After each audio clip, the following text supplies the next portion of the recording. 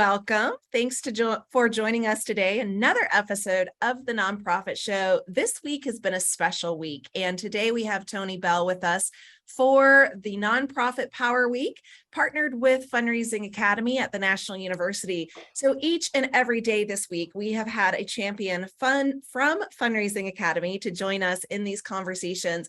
And the conversations have been questions that we want to share and provide to you. So Tony is here and he is going to share with us about confirming a gift with these questions. So Tony, so glad that you're here. And before we jump into that deepen that we all love so much, we of course want to remind our viewers and our listeners who we are. So hello to Julia Patrick, CEO of the American Nonprofit Academy, who's going to be on the front page for her big ask this evening. It's coming. We feel it. I just know it's there, Julia. I'm Jarrett Ransom, nonprofit nerd CEO of the Raven Group, and truly honored to be alongside in this co-hosting journey. We want to say thank you to all of our presenting sponsors.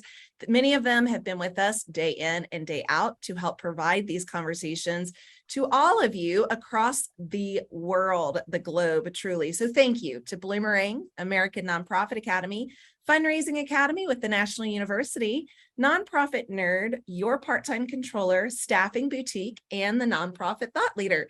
Please check these companies out because they are here on your team right next to you to help elevate your mission. And they're also pretty cool. So do check them out because they're really amazing partners to have. And if you missed any of our episodes from this Power Week or any week prior, you can find us on Roku, YouTube, Amazon Fire TV, Vimeo, and podcasts. So go ahead and queue up The Nonprofit Show wherever you choose to, absorb all of this information. So again, any of the episodes from this week with Fundraising Academy, you can find on these platforms, as well as our 600 previous episodes. So make sure you check that out. Tony, you've been waiting so patiently, not only today, but this week, because we have you on the fourth day of the Power Week. And we've had some amazing, guests, of course, with your team that have joined us already. But welcome back, our friend. Well, thank you so much. I mean, you know how much I love being here and how much I really value the contribution that both of you and the Nonprofit Show make to the nonprofit sector. So again, happy to be here and looking forward to another robust and hopefully thought-provoking conversation. Well, always, we love this whole concept, and Jarrett and I talk about this off camera. We talk about this on camera with your team, and oftentimes we bring it in without your team. So, I mean, it's really an interesting thing. And today we want to really delve into the ask, which is phase 3, step 7. A lot of times this is the piece that gives us anxiety or concern, but you have flipped it on its head and said, hey, let's talk about the questions. And so before we get going, help us understand, as we're moving through these phases, the value of questions and listening. Yeah, so the cause selling cycle is all about relationships. And so it's important that we are asking questions throughout the entire process, just to gain deeper knowledge and understanding around our potential donor or investor for the organization. I mean, quite simply, the more you know, right? The more you know, just the better position you're going to be for success in all aspects of life. So these questions, for each step along the way, really are there to support that concept of the more you know. Yeah. I love that, because Jarrett made the comment yesterday and I really was like, wow, I saw myself. And that is, a lot of times we just keep pushing stuff out because we're afraid of the silence. And we want to just tell everybody or our prospective donor what it is we know, what we have to say about our organization. And we just, bombard people. And it's interesting what you said, Julia, about the ask and, you know, and the butterflies or the nausea. I mean, I remember, you know, early on, you know, I mean, I was literally almost like sick to my stomach early in my career when I got to, I mean, excited to be at that point, right? I'm ready to do it, but also just so nervous. And one of the things that I didn't do then that I do now is I remind myself that I'm not speaking to a stranger. I'm not making a cold ask. This is someone that I have developed a relationship with that in you know, through this process, we have gained mutual respect and trust with one another as we have, you know, gone through this journey of really getting to know each other. So when we get to this step, again, you know, it should help minimize the anxiety by, you know, through that realization that we're not going to have this conversation and make this ask to a stranger. This is someone we've started this journey with, who we now have a relationship with, that has taken us to this point where we're ready for this, you know, incredible and important conversation and ask. Great reminder, because I'm looking at our individuals who have joined us today, and I know there's some that are on that, you know, they get those butterflies and they're like, I just don't know how you do it. Well, you're going to share with us today, Tony, questions that can tell the donors truly exactly, you know, what is being asked. Are they ready to make this gift? Have we provided the information that they've needed to really feel confident in that investment? So I'm excited for these questions because I will witness as well, like I don't think any of us are, you know, obsolete from this. We've all been nervous, right? I think we've all had that nervous butterfly gut check feeling. And that's an adrenaline rush for me. It drives me. Well, I think we need to be concerned when it doesn't happen, because then I no, well, truly, right? I think it happens. Valid. It's not just the anxiety around the face-to-face or the ask, right? But it's also because we care so deeply about the causes that we support or you know, or serving, and we just want to do well. We want to make this happen for the communities that benefit from the programs and services that we offer. So it's a little bit of both, right? It's our deep passion for the cause and the relevance of the work, but then it's that, you know, oh my gosh, I'm going to be in front of this person and have to do that. I wanted to add to just a little bit before we jump into the questions, something we talked a little bit about in the green room around the, you know, how these are, you know, turnkey, but not necessarily cookie cutter you know, solutions for folks. And I say that about all of our curriculum, is that it's turnkey and these questions as well. It's easy to access, it's easy to implement, but it's not cookie cutter in that it's not meant to be, you know, one size fits all. It's meant to be a catalyst for you to think about how you can utilize these questions in your own voice, how you can utilize these and how they can help stimulate the creation of questions that really represent your authentic self.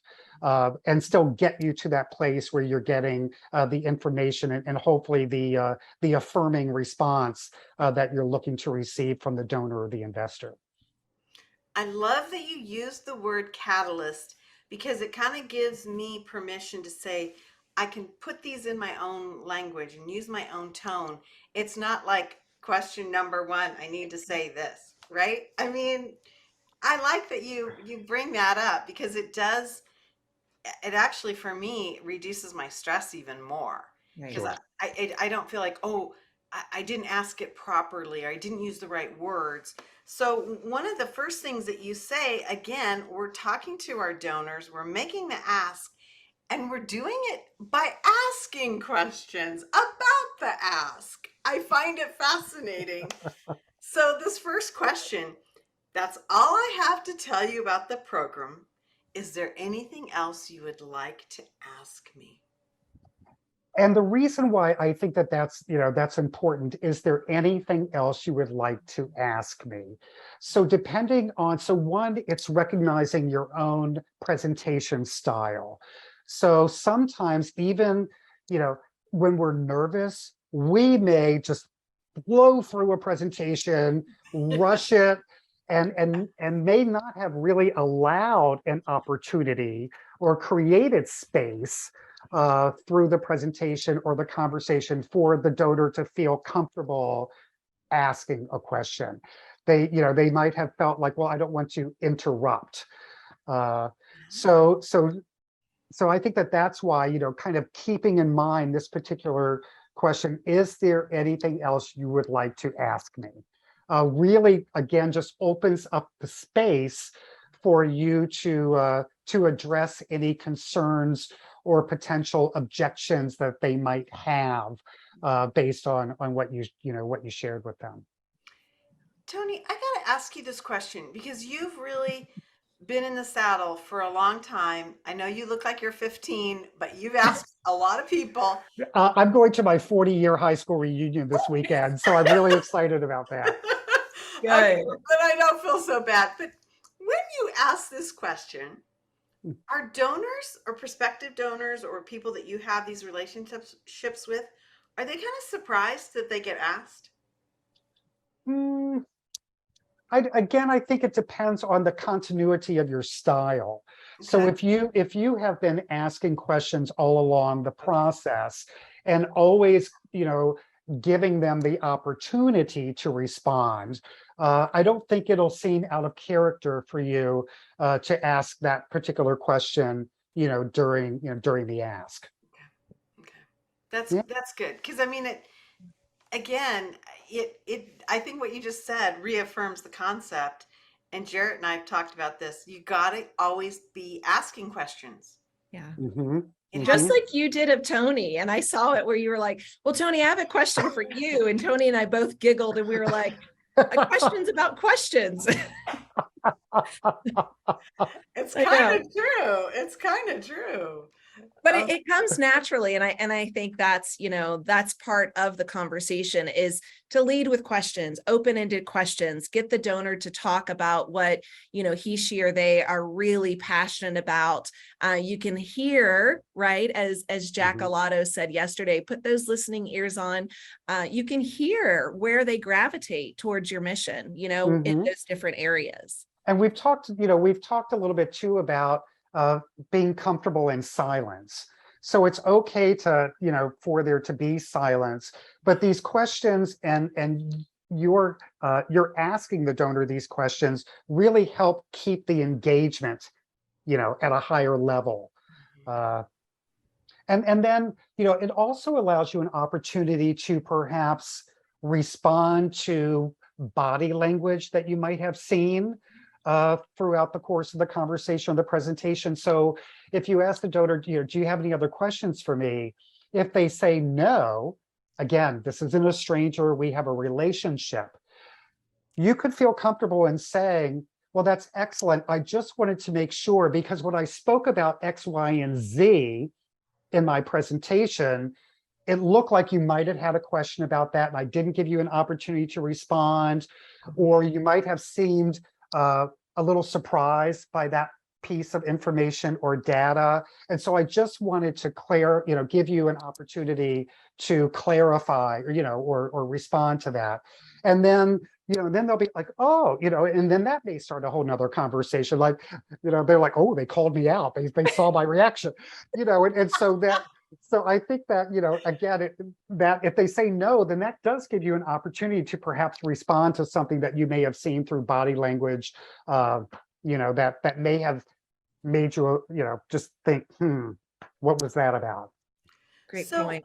when you're talking, then you've been asking these questions. You've created an environment where it is a dialogue, where you're building a relationship, and then you're getting to the ask.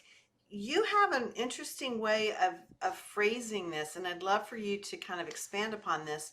Is that you use the phrase "would you consider," and it's different than "I would like to ask you to make a donation," right? It's Mhm. "would you consider," and talk to us about that using that word. Yeah, so I think using the word consider again opens up additional dialogue. Okay. And I think consider just makes you think a little more deeply about it. It doesn't necessarily direct you to, and it's an open, this is a little bit of, would you consider a gift of $500 to join us in our efforts to blah, blah, blah, blah, blah. Typically, we try and stray away from closed-ended questions because this really, would you consider, that kind of, again, it phrased another way could be very directly yes or no. But when you say, would you consider, I think the word consider is a little more thought-provoking. Okay. Okay. And allows a donor maybe to sit back a little bit and say, I was thinking a hard yes or a hard no. Let's go there. I was thinking a hard no, but yeah, let me consider it. Yeah. Right. So that's how I frame that. And then you have the consider partnering, which I love that as well. Would you consider partnering, which is a powerful word, with us by making a gift of fill in the blank? And I feel like it's similar to the previous question, but it's really getting them to think beyond that yes and no, and to consider more deeply, how might this, dollar amount impact? Talk to us about the word adding partnering with consider. Yeah, so I think adding partnering really helps deepen their relationship with the organization, right? You're a partner.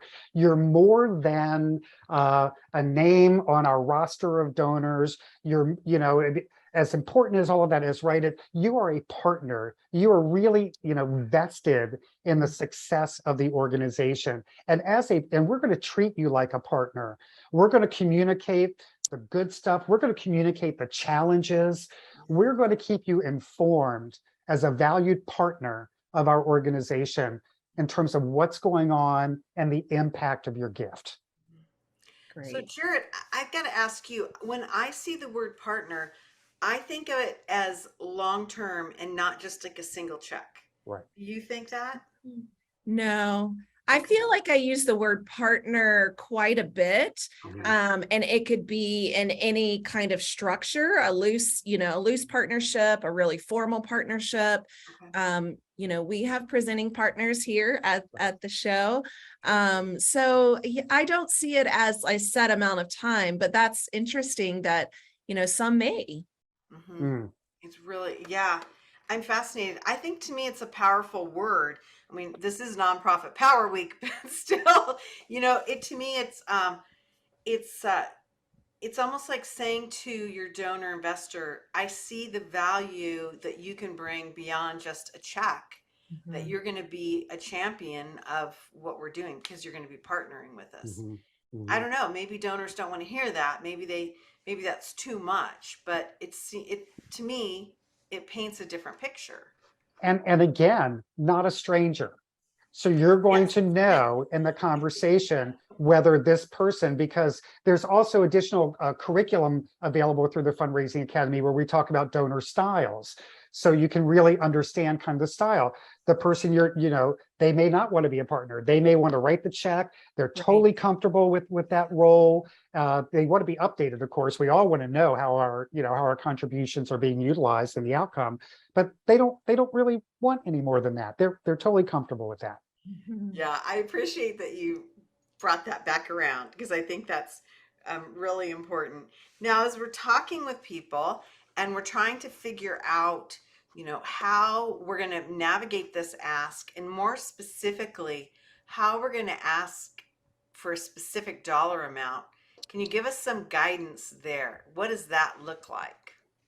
Yeah, so these are good examples for for some larger gifts. Like you've done your research going into it. You probably have an understanding of their capacity to give. I think the important thing to note here is to not under ask. So that's something that I think we can be guilty of sometimes. It is under asking, and this is where I really lean into making sure folks realize that this is not cookie cutter. So here, like for number 5, I would probably say, would you consider making an investment of? Or it might be, I think there might be another one where we talk about the future, right? So thinking about, using terms like that, would you feel comfortable in making an investment of $25,000 to help fund the new initiative, we discussed, and that investment to this new initiative would mean. We also have to be mindful of what these questions, the message that they send in that this one, will you consider making a gift, fund the new initiative? So that's going to be a restricted donation, Right. right? Okay. Yeah. So also being mindful of what message your question is sending to the donor Right. around whether or not this is going to be, for general purposes or will have to be a restricted fund. Tony, how do you feel about the word transformational? Because I feel like in number 5, will you consider making a gift? We could also say, would you consider making a transformational gift of 25,000, 50,000, 250,000 for this new initiative? Because I feel like a lot of organizations now are focused on capacity building and Sure. infrastructure. And transformational, $2,500 could be transformational Right. for one organization, where another that's, oh, we get that all day long, right? So I love the term transformational. I think that, again, it reminds us of the impact that our contribution can have on an organization.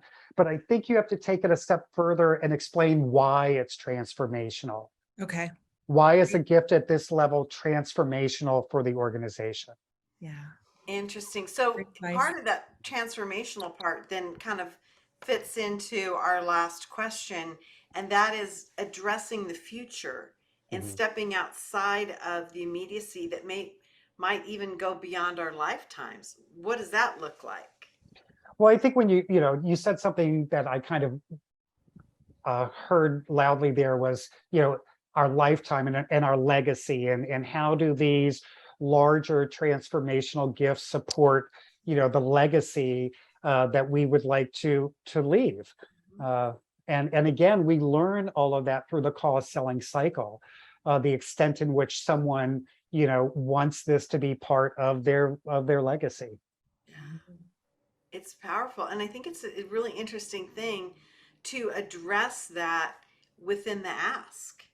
And when you talk about, now that you've heard our vision for the future, I assume and existing donors, potential donors and investors love to hear about your future. If you have a strategic plan for the future, share that with them as part of your presentation, which I'll assume, is perfect for this kind of question. When you shared with them the vision for the future and your roadmap to get there, they're more likely to want to jump on board with you and have that journey along your side.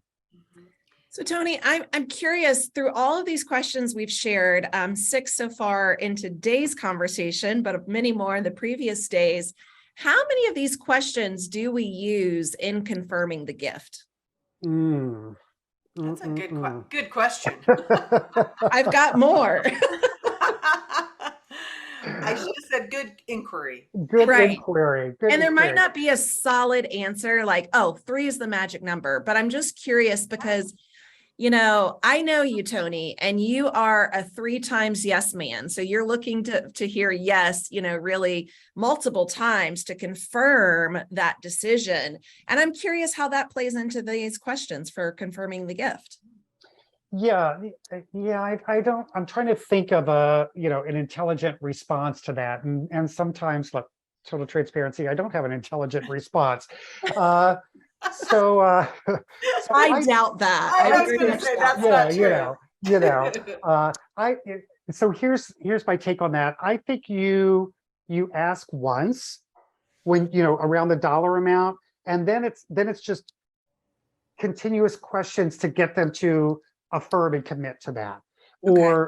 Or if, again, we don't want to under ask, but if we over ask, then part of the conversation and some of your questions then start, getting them to that place of where they're comfortable with, with the amount.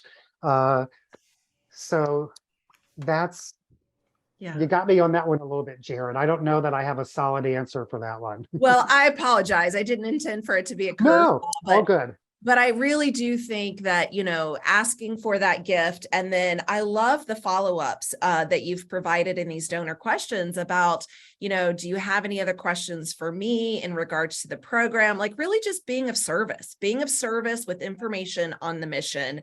And I don't think we can ask enough questions for our donors, investors, supporters, partners, all those fun words to say. But I was curious. So thank you for sharing what you did. I do think it was intelligent. I do Well, thank too.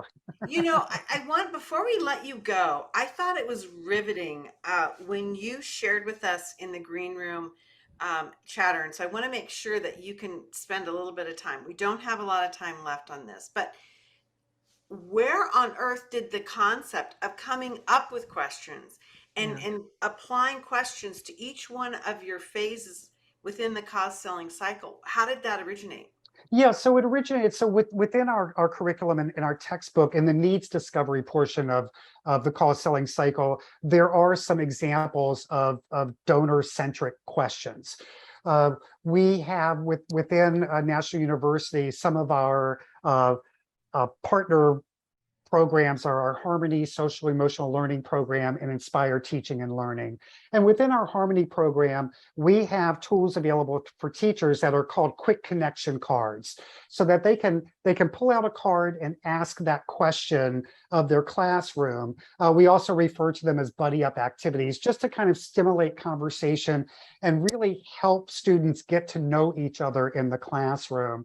So as we look at the success of that particular product within our Harmony program, we thought, we have these questions within our curriculum for donors. Why don't we expand on that and come up with our own version of like quick connection donor questions that could be made available to the sector? And so that was kind of an added value to the existing curriculum and to our portal.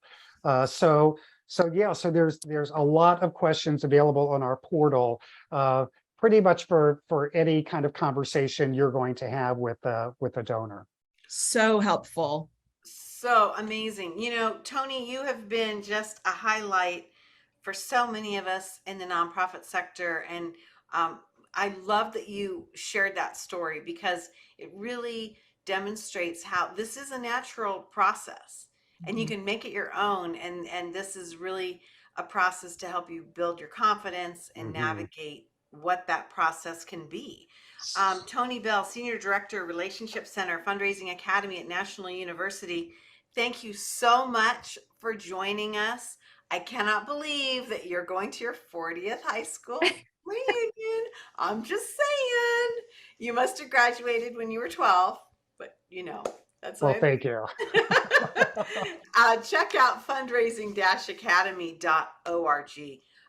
The amount of information that is on this website that is free, that leads you into this new portal that Fundraising Academy is part of under the banner of National University, is remarkable. It's an amazing learning system that is just an incredible value. So you don't want to miss that. No matter, I think, and Jarrett, I don't know what you think about this, but no matter where you are in your journey of being a fundraiser. Absolutely. Well, you and I, say all the time, and Tony as well, we wish we had this, years ago, decades ago, truly. And you're still going to use it, my friend, for your ask tonight, because Tony and I are waiting to see the headlines. That's right. Well, hey, no pressure. No pressure. I'm excited. As I mentioned in the green room, I have an ask tonight, and I'm very excited. And so we'll see what cooks along with that, because I have some skills. I would have had more skills if I had joined the National Online Cause Selling Accelerator, which is now reforming. It's a cohort process. Heads up, everybody, you got to apply. They don't just take anyone, because they really want to build a professional network of folks. So check them out. You can get this through fundraising-academy.org. Really an interesting opportunity. It's a 10-week process. There is a fee, and it is led by Hannah Berger, who I believe will be joining you tomorrow, Jarrett, for Ask and Answer. Excited. Yes. Yeah. So check this out. It's a great way to build a lot of more muscle memory in this whole process. Again, I'm Julia Patrick. I've been joined by my trusty sidekick, the nonprofit nerd herself, Jarrett Ransom, CEO of the Raven Group. Again, we want to thank all of our presenting sponsors that have been with us day in and day out, especially for Nonprofit Power Week. We've been joined by Bloomerang, the American Nonprofit Academy, your part-time controller, Nonprofit Nerd, Fundraising Academy at National University, Staffing Boutique, and Nonprofit Thought Leader. These are the folks that really allow us to have these sessions each and every day. Hey, as we lead through the last day of Nonprofit Power Week, join us. We'll be talking about a lot of questions that have come in during this time. And we also want to remind everyone out there to stay well so you can do well. Thanks so much, Jarrett. Thank you, Tony.